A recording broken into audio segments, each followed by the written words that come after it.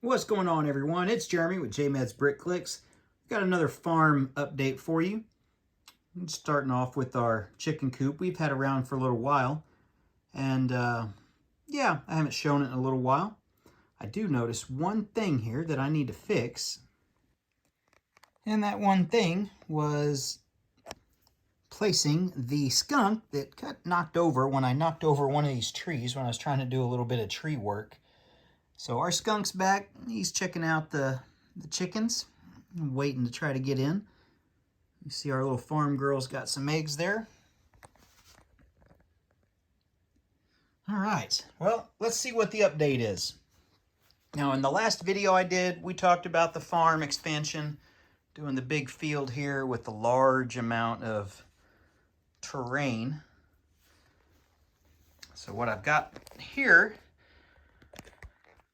we ended up putting a base plate down all the way across here. So now all my rock work, and this can all just pop out just like that. It's all just on one piece.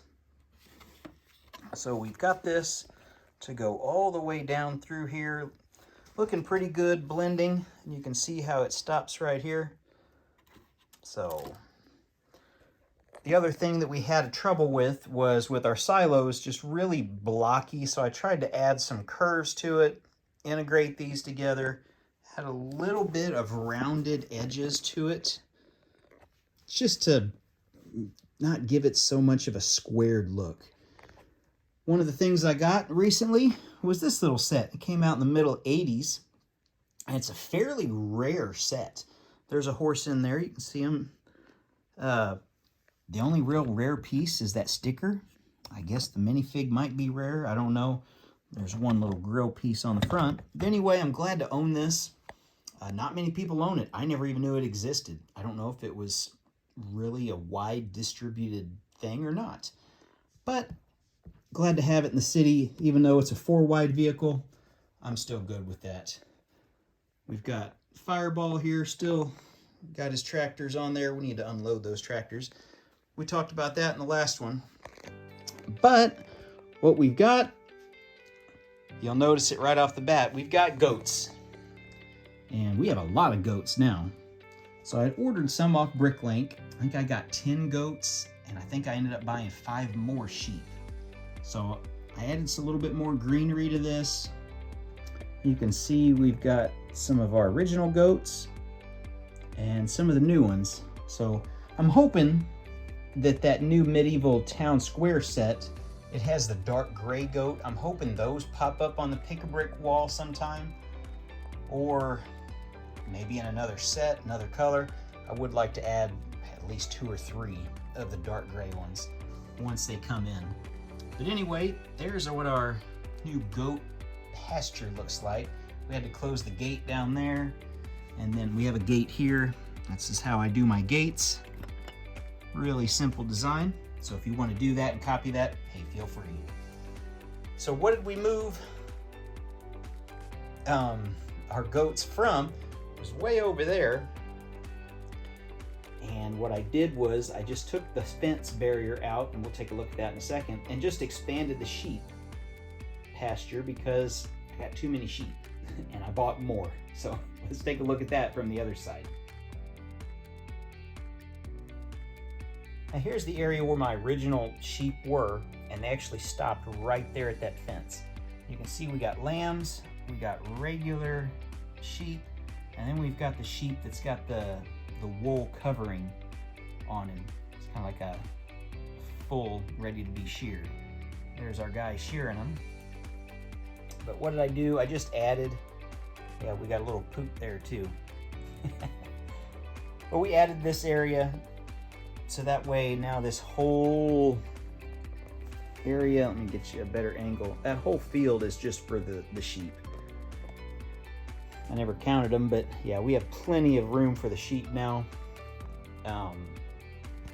If I need to, all I got to do is put just one piece of fencing, this white panel fencing right there where the gate is, and I can separate them. I can take out some goats. I do have some llamas that are just randomly around, kind of mixed in with the cattle, so I do need to build some new fencing there to separate those guys. But anyway, that's what's going on there. We're more focused on the sheep and the goats in this video. I also have a little tractor video, or a little tractor attachment update that I'm kind of working on, still playing with and perfecting. You see our cardinals have landed. And would you believe that this cardinal here, as opposed to this one here, yeah, because he's got an orange beak and a dot on his eye, costs 4 times as much as this one right here. So that's why I bought a bunch of the other ones, and I think these I actually ended up getting in a little set. But yeah, that's why we have some more cardinals. The bluebirds, they keep coming, and I kept getting them in some set. I think it was a winter village set or some little set that they were in. So that's why I have so many bluebirds in the tree. So let's take a look at this tractor attachment that I've kind of got created. All right, here's my custom tractor. I did a video on this tractor. It's been several months, almost a year ago. My own custom design, custom bucket. And yes, it does have steering, which is one of the coolest features. If you don't know, just use the ball and coupler joints. Put that on there to let it slide. And you've got a tractor with steering. You can pose it.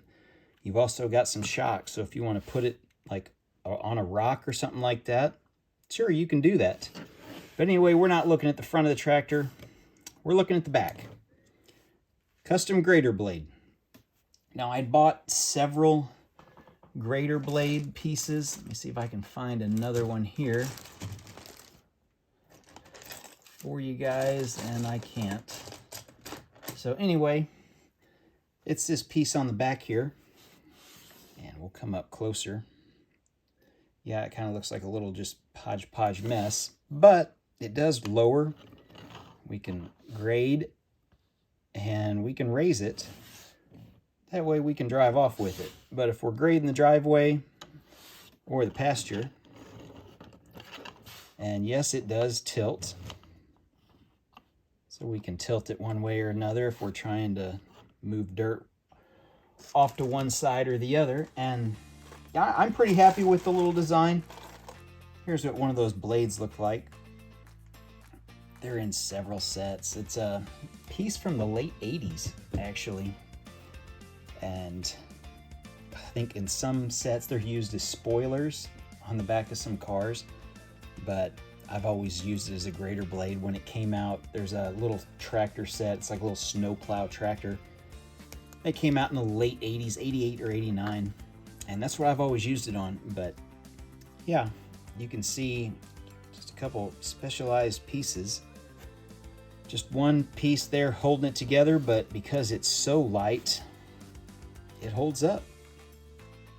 And then we've got our lift arms there. I thought about trying to do another 3-point connection here, but I just couldn't figure something out that looked good on that yet. Like I said, it's still a work in progress. This might be all there is to it because I may just be done with it. But at the very least, you get to see it. So if you're interested in doing something like that, there's, yeah, I guess some kind of inspiration for you. All right. Well, I think that's it for now for farming. I do need to do several other things on the farm. I bought another one of these sets. You saw the trees in my farm. I add a bunch of limbs to them, a bunch of the different colored leaf elements and the bigger branches, and fill them out. And yeah, they look great in the farm, especially for spring. So once we get later on in the summer, I'll take all these out. I'll replace them with other trees, and yeah, just keep the process going just like in real life here in the United States with the spring, winter, summer, fall settings, just to give my farm a little bit of a changeover so it's not just stagnant and looks kind of the same years and years and years in a row. So that's why I do that. All right, thanks for watching, everyone. I appreciate your views. If you have any questions, leave me a comment. I'll respond, and we'll just go from there. So thanks for watching. We'll see you in the next one.